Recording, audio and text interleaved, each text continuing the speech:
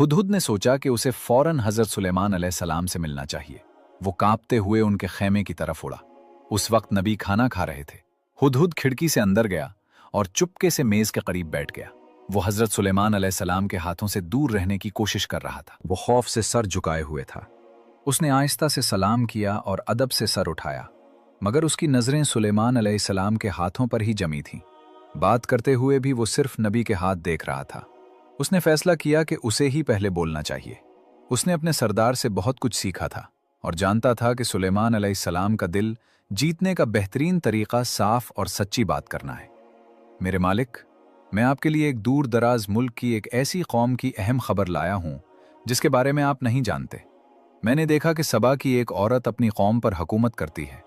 वो एक अजीम तख्त पर बैठती है और उसके पास सब कुछ है जो किसी हुक्मरान के पास हो सकता है। हुदहुद ये जाहिर कर रहा था कि उसकी देर से आने की वजह अहम थी। वो एक हसास मिशन पर था। हजरत सुलेमान अलैहिस्सलाम ने फरमाया, यकीनन हमें जांचना चाहिए कि तुम जो कह रहे हो वो सच है या नहीं।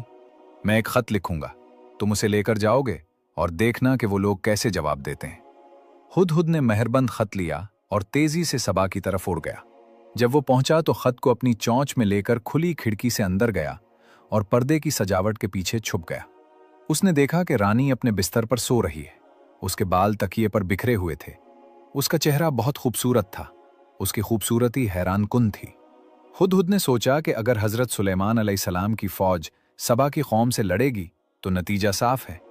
रानी ताकतवर है, मगर नबी की फौज को नहीं हरा सकती।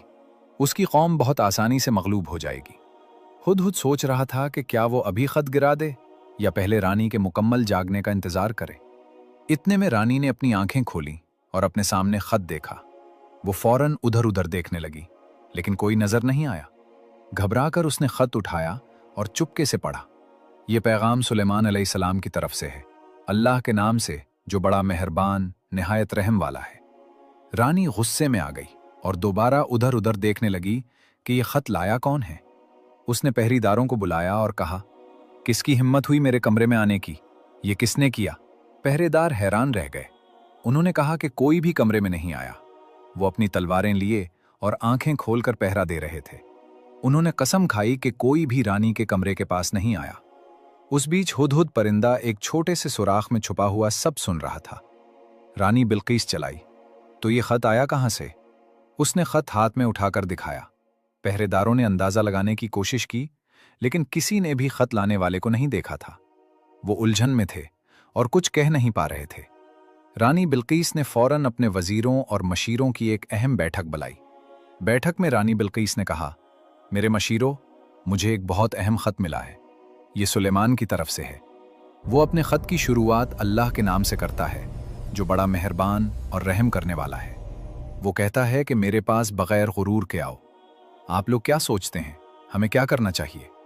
एक मुशीर ने कहा, उसका मतलब है कि बादशाह सुलेमान चाहता है कि हम उसके सामने सर झुका दें। ये तो जंग की दावत जैसी बात लगती है, हमें लड़ना चाहिए। दूसरे ने कहा, हम ताकतवर हैं, आओ अपनी ताकत दिखाते हैं और जंग करते हैं। ज्यादातर मुशीरों ने जंग की हिमायत की, लेकिन एक दाना मुशीर ने अचानक पूछा, वो पैगाम लाने वाला कहाँ है जो ये खत लाया? वही हमें सुलेमान की असली मंशा समझा सकता है। रानी बिल्कीस ने जवाब दिया कि वो नहीं जानती। उन्होंने कहा कि जब वो जागी तो खत अपने बिस्तर पर पाया। एक मुशीर ने कहा, यह बात थोड़ी डरावनी है। मेरा मशवरा है कि हमें इंतजार करना चाहिए। अगर सुलेमान इतने अजीब और ताकतवर तरीके से बगैर किसी पैगाम रसां के खत भेज सकता है, तो कौन जानता है कि वो जंग में कितना ताकतवर होगा। इसलिए हमें इंतजार करना चाहिए। फिर रानी बिल्कीस बोली, जब बादशाह किसी मुल्क पर हमला करते हैं तो सब कुछ तबाह कर देते हैं और इज्जतदार लोगों को कमजोर बना देते हैं। मुझे डर है कि हमारे साथ भी ऐसा ही ना हो जाए।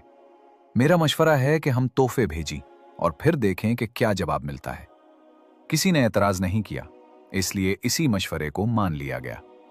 हुदहुद परिंदे ने पूरी बातचीत सुनी। बैठक खत्म होते ही वो उड़ गया। रानी के सल्तनत में ऐलान किया गया कि तोहफा सोने और जवाहरात से बनाया जाएगा, चाहे जितना भी खर्च हो। वो शानदार होना चाहिए। उन लोगों ने रानी से कहा, सुलेमान बहुत ताकतवर और डरावना आदमी है। सिर्फ बहुत कीमती तोहफा ही उसे खुश कर सकता है। हमारा मुस्तकबिल उसकी मर्जी पर मुनहसिर है। सल्तनत के कारीगर दिन रात काम करने लगे। उन्होंने कई कीमती चीजों का इस्तेमाल किया। आखिरकार तोहफा तैयार हो गया। ये एक सोने की थाली थी जिसके किनारों पर सोने और जवाहरात से बनी हुई 2 भेड़ियां थीं। जब रानी बिल्कीस ने यह खूबसूरत और कीमती तोहफा देखा तो वो खुश हो गई। उसने अपने पैगाम रसां को तैयार किया कि वो उसे सुलेमान तक पहुंचाएं। साथ में अपनी फौज के एक कमांडर को भी भेजा ताकि वो सुलेमान की फौज की ताकत का अंदाजा लगा सके। उन्होंने अपने संदेश वाहकों से कहा, पता करो कि सुलेमान असल में हमसे क्या चाहता है और इसकी फौज कितनी ताकतवर है। हजरत सुलेमान अलैहिस्सलाम को पहले ही हुदहुद के जरिए रानी की बैठक की खबर मिल चुकी थी। हुदहुद सल्तनत की सरहद पर उड़ते हुए पैगाम रसां के काफिले को देख चुका था और जल्दी से सुलेमान अलैहिस्सलाम को इत्तला देने गया। सुलेमान अलैहिस्सलाम समझ गए कि रानी तोहफे भेज रही है और इसका असल मकसद उसकी मंशा और फौजी ताकत का अंदाजा लगाना है। इसलिए सुलेमान अलैहिस्सलाम ने हुक्म दिया कि इसकी फौज तैयार हो जाए और रानी के कासिदों के इस्तकबाल के लिए कतार में खड़ी हो। उन्होंने अपने आदमियों को भी भेजा कि वो पैगाम रसां से मिले। हजरत सुलेमान अलैहिस्सलाम का एक ही मकसद था, मैं चाहता हूं कि वो मुझसे मिलने से पहले ही हार मान लें। रानी बिल्कीस के कासिद अचानक एक बहुत बड़ी फौज के सामने आ गए। उन्होंने सिपाहियों की गिनती शुरू की और देखा कि फौज में कौन कौन से जानवर शामिल हैं।